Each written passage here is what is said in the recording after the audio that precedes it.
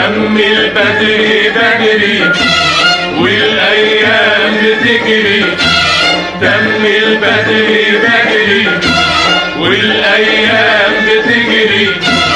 والله لسه بدري والله يا شهر الصيام، والله لسه بدري والله يا شهر الصيام. ازيكم حبايب قلبي، عاملين ايه؟ يا رب تكونوا بخير. وحشتوني جدا جدا من الفيديو اللي فات. كل سنه وانتم طيبين، خلاص رمضان بيودعنا ودخل علينا العيد، وكل سنه وانتم طيبين والايام بتجري بينا بسرعه. تعالوا بقى نحضر فطارنا النهارده. فطارنا النهارده بسيط جدا جدا. معايا اول حاجه جبت حله، نزلت عليها بكوبايتين رز بسمتي، شوحتهم كويس قوي في حته ماده دهنيه. بعدين نزلت عليهم بقى بالبهارات، معايا ملح وفلفل وكمون وزعفران، وفضلت اقلب كده لحد ما اتشوحت كويس جدا. حطيت كمان واحدة ماجي، نزلت عليه بقى بالمية. الرز البسمتي بياخد ضعف مية، اقلبه كده تقليبه واسيبه بقى يشرب ميته. وبعدين اوطي عليه معايا تمرين، دي كنت غالية على النار، كورة تمرين دي مع شوية كركديه، كنت اغليهم اصفيهم بقى كده، واحط عليهم السكر واحطهم بقى في التلاجة مع يسقعوا براحتهم. عصرنا النهارده، مش عارفه تقريبا كنت عامله عصير برتقال برضو، بس تقريبا نسيت اصوره. حبايبي متنسوش الاشتراك في القناه وتفعيل زر الجرس عشان يوصلكوا كل جديد. صلوا على النبي في الكومنتات ولايك وشير ويظبطونا بقى كده. ميرسي لكل واحد ساب اي حاجه ولا اتفرج عليا، شكرا لكم جدا وميرسي من كل قلبي. ربنا يا رب يكبر خاطركم ويجعلكم جبارين الخواطر يا رب. انا بقى حطيت السكر اهي، وهقلب بقى كده كويس. حطيت السكر وهو سخن عشان يدوب بسرعه، ما اضطرش ان انا اطلع الخلاط يعني واضربه كاسل بعيد عنكم. حطيت السكر وهو سخن وقلبته كده وداب على طول، لان التمرين دي سخن. هحطه بقى في الشفشق واقوم حاطه في التلاجة على طول. جبت بقى الشفشق، بص بقى ما شاء الله جميل ولونه حلو ازاي، لونه كده عشان حاطه فيه كركديه. هتبقى في التلاجة مع بعض يسقع بقى براحته. دي كفتة شوي بجيبها كده جاهزة لما ببقى مزنوقة ومفيش وقت، بقوم مطلعها عاملاها. بصراحة النهاردة كنت صاحية قبل الأذان بنص ساعة أو بساعة عشان مكدبش عليكم، بل ما قمت وروقت الشقة وعملت فطار للعيال خلاص مبقتش فيه وقت.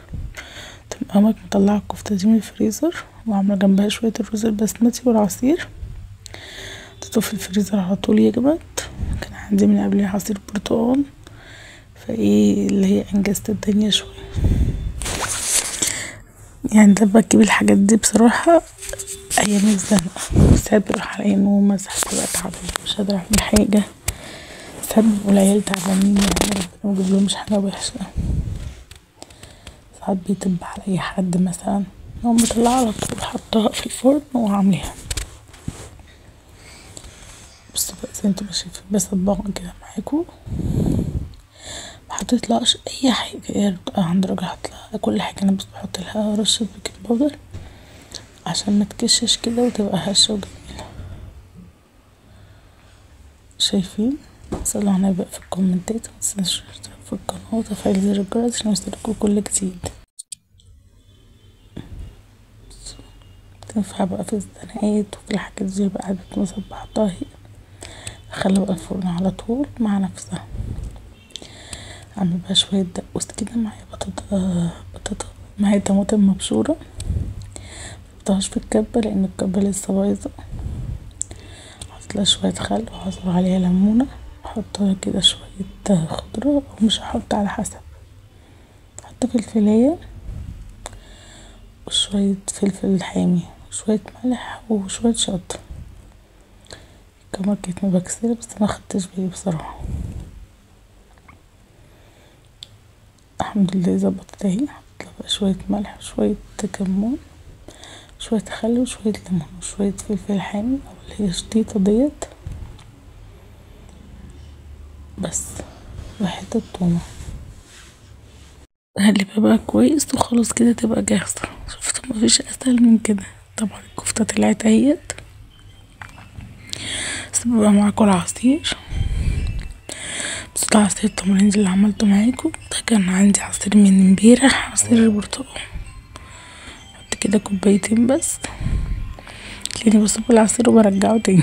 محدش بيشرب،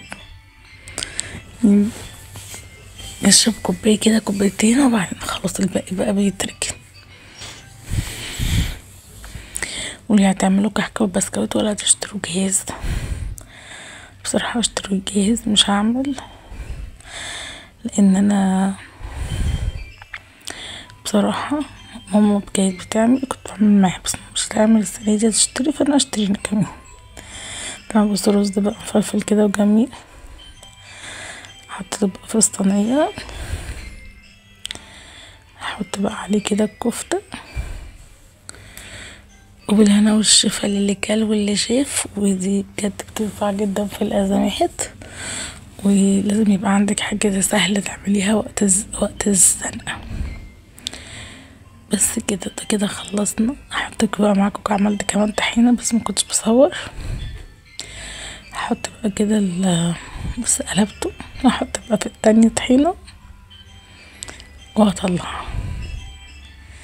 ده بقى شكل اكل سفرتنا. متنسوش اللايك والشير والسبسكرايب، وباي باي.